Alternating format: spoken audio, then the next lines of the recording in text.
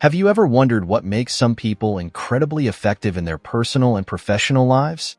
How do they manage to build strong relationships, achieve their goals, and maintain a positive outlook no matter what challenges they face? Who is a highly effective person? A highly effective person is someone with a strong character and solid values. Have you ever had a disagreement with a relative or a coworker? Before expecting someone else to change, you must first change yourself. Do you believe you have the quality to improve yourself? A highly effective person also has good relationships with others. They live harmoniously with their family, relatives, friends, neighbors, and colleagues. A good relationship lasts for years.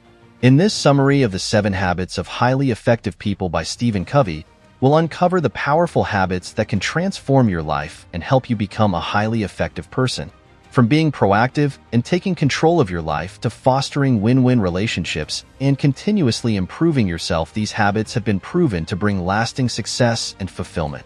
You can learn how to become a highly effective person by reading this book. Regardless of your job, this book offers valuable insights. For example, if you are a parent, you can improve your relationship with your child. If you are a boss, this book provides tips to help you become a better leader. When you have a good character, people naturally want to get closer to you. This is why the 7 Habits of Highly Effective People is an international bestseller. It focuses on character improvement. Most books will tell you how to make friends or impress people, but the 7 habits focus on making you an effective person first. If you have a good personality, you can become an effective person, but that might only last for a short time. People will soon realize that there is always an ulterior motive behind your actions.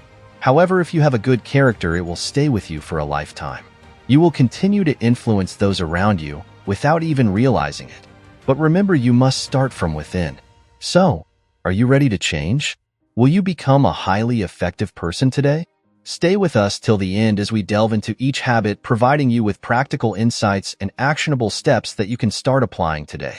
Whether you're looking to enhance your personal growth, improve your relationships, or achieve your career goals, this summary has something valuable for everyone. Listen closely and get ready to transform your life with the wisdom of Stephen Covey's timeless principles. Habit 1. Be proactive. What does it mean to be proactive? Psychologist Viktor Frankl says we cannot change what happens around us, but we can choose how to respond. Being proactive means that no matter what opinions others have or how they behave, we should not be affected by them. When people say negative things about us, it reflects more about them than it does about us. Their negative remarks reveal their own negative outlook on the world. Being proactive also means not being affected by bad situations. Whether it's bad weather or traffic, a proactive person remains unfiled. A proactive person stays happy regardless of difficult times or poverty. They continue to work without complaining even in the worst circumstances. The opposite of proactive is reactive. Reactive people are easily affected by their environment. If something bad happens, they become negative themselves. Once, when Stephen Covey was giving a lecture in Sacramento, a woman suddenly stood up in the crowd. She was excitedly saying something, but when she noticed people staring at her, she sat back down. After finishing his lecture, Covey approached the woman. He found out that she was a nurse taking care of a very ill patient full-time. The patient constantly yelled at her and never appreciated her efforts. She was deeply unhappy with her job. That day, Covey's lecture was on proactivity. He explained that if you are proactive, nothing can hurt you unless you allow it. Listening to this lecture made the woman realize that it was up to her to choose how to respond. She told Covey, "I had chosen to be unhappy, but now I realize that being happy or unhappy is in my hands, and no one else's behavior can control me." A reactive person's mood is like a TV controlled by the remote in the hands of the world. Anyone can change their mood at any time, but a proactive person keeps the remote control of their mood in their own hands. A proactive person does not care what others think or say about them. Habit 2. Begin with the end in mind. What is the most important thing in your life? Beginning with the end in mind means that all your actions should align with your values and purpose. You need to know your final goal or destination, so that every step you take leads you in that direction. We often face numerous problems and concerns in our daily lives. Life is full of challenges, and sometimes we forget what is truly important to us. For instance, you need to take care of your children and provide them with everything they need. However, you might work so hard to provide for them that you don't spend enough time with them. You forget that more than material things, they need your love and support. If you truly love your children, show them every day how much you care. Your words and actions should reflect your love for them. This behavior should also extend to your parents and everyone else who is important in your life. Beginning with the end in mind means understanding what is most valuable to you. This could be your loved ones or the principles you firmly believe in. If you do something that does not align with your principles, you become an ineffective person. Imagine you're building a house. First, you need to plan it in your mind before gathering the tools. If you have children, every corner of your house should be child-friendly. If you love cooking, you need to keep your kitchen well-equipped. Before starting any task, you should have a clear blueprint in your mind. If you don't plan your house well, constructing it properly will be difficult. And in the end, you will spend unnecessary money on repairs. Everything in life requires planning. And this is where beginning with the end in mind starts. Think about what you need to do first and ensure it fits with your values. Do you value honesty the most? Or do you value respect more? Start your day with these in mind. Have full confidence in your values, so that when challenges arise, you can face them according to your principles. Habit 3. Put first things first. Putting first things first is not just about time management, it's about self-management. As human beings, we are self-aware, which makes us superior to all other living things. Only we can evaluate ourselves and change our actions when we realize we are doing something wrong. When we have many tasks to do, we should prioritize them first. Some people use planners to help them remember, while others create to-do lists and boards to keep track of important tasks. Yet despite these tools, we often fail to complete our most critical tasks on time. If you are unable to fulfill your priorities, the problem is not with your self-discipline, but with the lack of embedding your priorities deeply in your heart and mind. You haven't considered why these are your top priorities and why they are important to you. Think about this, it will motivate you more. Time management is not the challenge, managing yourself is. Putting first things first means prioritizing top tasks. It also means learning to say no when necessary. When you have a lot of tasks to do, say no to those that are not part of your priorities. For example, Sandra was asked to become the chairman of a community project. She already had important tasks to do but felt pressured to say yes. Sandra then asked her neighbor Connie if she would like to join the project. Connie replied, "Sandra, this project sounds exciting, but for some reasons I won't be able to participate. I truly appreciate your invitation." Sandra realized that she should have done the same as Connie. She could have politely said no when asked to become the chairman. Although the project was good for the community, Connie knew her top priorities and declined. She had other important tasks to do and had the courage to say no politely. If you plan your priorities well in your heart and mind, it will be easier to say no to other things. You will complete your important tasks on time with ease. More than self-discipline, having the willpower to tackle the most critical task first is essential. Habit 4. Think win-win. Think win-win is a solution that benefits both you and the people you interact with. Whenever you have an issue with your family or colleagues, you need to find a solution that is beneficial for everyone. Win-win is the best solution, because if one person wins and the other loses, it won't lead to a long and strong relationship. Imagine you have a disagreement with a colleague. You should openly discuss the problem and find a solution that works for both of you. However, don't let your colleague dominate you, nor should you dominate them. Your relationship should be balanced with both sides winning. This approach fosters cooperation between you and your colleague, allowing you to work as a team rather than competing against each other. Now imagine you are a boss and you have a disagreement with an employee. Naturally, your position would prevail because your employee might remain silent due to their job security. As a boss, you might win the argument, but in the long run, it would be a loss. You can't motivate your employees by belittling them. They might work for you, but they will do so grudgingly. Ultimately, this will harm you. Compromise is always beneficial, even if you are the boss. It is in your best interest not to use your position to dominate. Keeping your employees happy is more advantageous. If you always settle for win-win situations, your employees will be more effective. This will benefit your company, and you won't need to hire and train new people repeatedly. Win-win situations are not just applicable in the workplace. They apply to all kinds of relationships.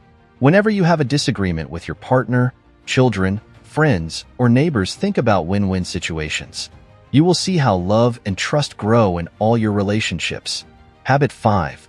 Seek first to understand, then to be understood. Do you remember the last time someone shared their problem with you? Did you really listen to them? Did you try to understand their feelings before giving advice? First, try to understand others, then expect them to understand you. This is the essence of good communication. We communicate through writing, reading, speaking, and listening. We spend years learning to write, read, and speak, but there is no formal training for listening properly. The best way to communicate with someone is to first understand what they are trying to say. Good listening involves putting yourself in the other person's situation. Only then can you truly understand what they are trying to convey. When you don't listen, you start replying without understanding the person's point. But when you make an effort to understand, you realize how the person actually feels. This way you can give better advice or genuinely help them. Once, a man went to an optometrist because he had vision problems. The man explained that he couldn't see clearly. The optometrist gave his own glasses, saying, "Wear these, I've been wearing them for years, and they work perfectly for me. I have an extra pair at home, so you can use these." The man wore the glasses, but his vision became even more blurred. "These are great glasses, keep trying to see properly," said the optometrist. The man tried again, but despite his efforts, he couldn't see clearly with the optometrist's glasses. The optometrist then advised him to think positively. The man replied, "Okay, but I still can't see clearly even with positive thinking." Hearing this, optometrist became upset, thinking the man was lying and ungrateful. We often behave like this optometrist. We say things like, "If I were in your place," or "just follow my advice." But we never try to understand how the other person is actually feeling. As a result, the person loses trust in us and will never come to us with their problems again. If you genuinely want to help someone, first try to understand them. By doing so, you can earn their trust, and they will realize that your actions are motivated by a desire to help, not by any ulterior motives. Eventually, they will start understanding you as well. Habit 6. Synergize. Synergy means the whole is greater than the sum of its parts. When one person helps another together, they can accomplish much more than they could individually.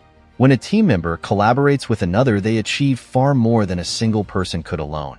During natural disasters or calamities like fires, typhoons, or earthquakes, people synergize by coming together to help those in need.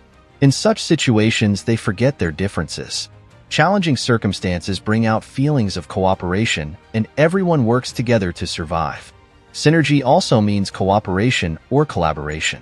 It signifies working together and combined effort. No matter the group, synergy always brings benefits. However, the problem is that synergy doesn't occur in our daily lives. People often don't want to overcome their differences. They find it too difficult.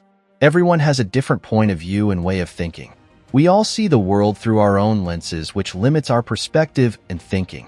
We need to make a special effort to understand others and their experiences. It's like an optical illusion. What might look like a young lady to me could appear as an old woman to you. Both of us interpret the same image differently, and both of us are see-erect in our own ways. Therefore, arguing about it is pointless. To synergize, we must understand each other's points of view, allowing us to see the bigger picture. Synergy means cooperation.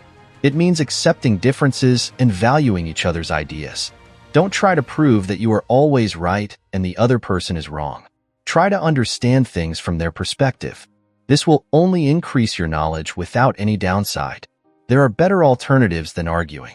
When you start respecting others' views, you can work together with them. By cooperating and collaborating, you can create many new and better things. Habit 7. Sharpen the saw. Sharpen the saw means enhancing your greatest asset, yourself. You should always keep learning and improving, as you're your most valuable asset. Regular renewal is necessary in all aspects of your life: physically, spiritually, mentally, socially, and emotionally. You can keep yourself renewed through regular exercise. This doesn't require a gym membership or expensive equipment. You can do simple exercises at home, run, jog, or take break risk walks.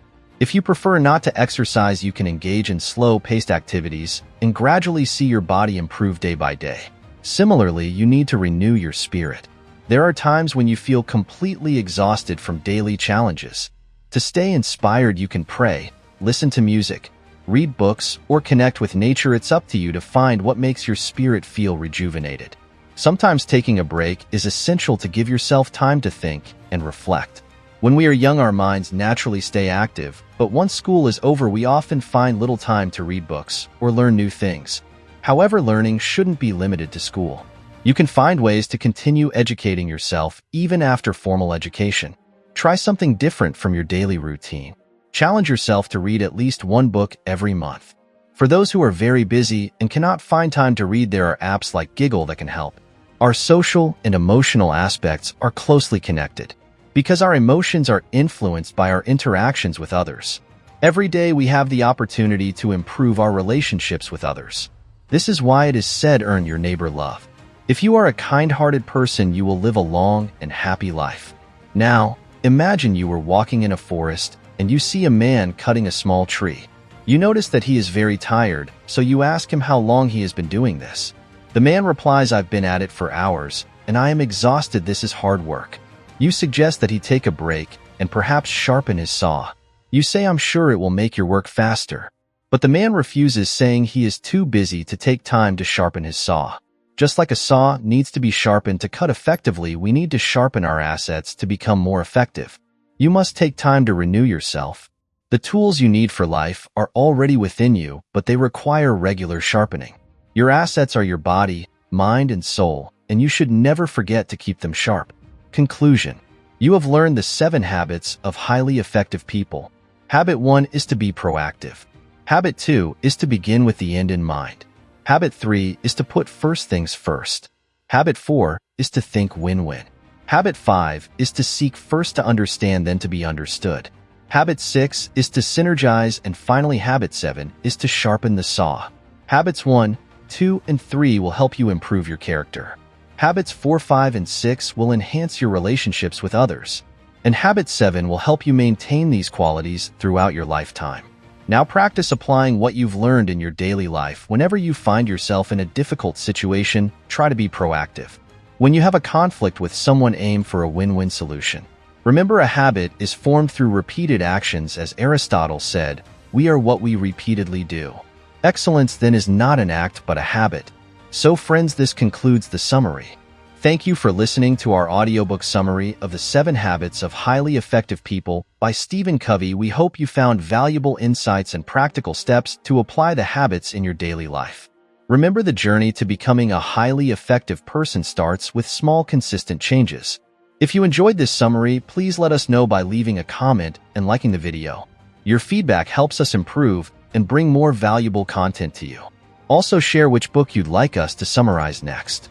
Don't forget to subscribe to our channel for more audiobook summaries that can help you grow personally and professionally. Stay connected with us and keep sharpening your saw. Never stop improving yourself.